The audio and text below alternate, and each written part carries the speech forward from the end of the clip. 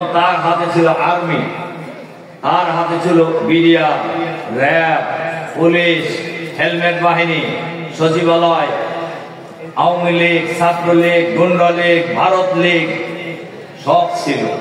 সব রাইজাতে মহিলা পালায় গেছে। এখন তার হাতে কিছু আছে? কোনো সম্ভাবনা নাই। তবে যারা উকিঝুঁকি মারেন তাদের বলবো উকিঝুঁকি মেরে লাভ নাই। যে যত নড়াচড়া করবেন সে তত বিপদে পড়বেন। সম্মানিত সংগ্রামী ভাই এবং বোনেরা, আজকে বাংলাদেশে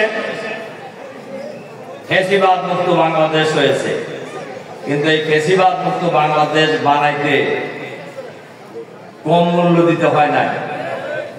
2000-এরও অধিক মানুষ জীবন দিয়েছে, লক্ষ মানুষ রক্ত দিয়েছে। এরপরে ফ্যাসিবাদী শাসনের অবসান হয়েছে। এই ফ্যাসিবাদী বিরোধী আন্দোলন যে আন্দোলন হয়েছিল, সেই আন্দোলনে শেখ হাসিনা সহ সবাই বলছে আন্দোলন করতেছে জামাত শিবির। আমরা কোনদিন এই আন্দোলনে একক দাবি করি নাই। করছি আমরা? কেন করি নাই? এই আন্দোলনে কম বেশি সবাই অংশ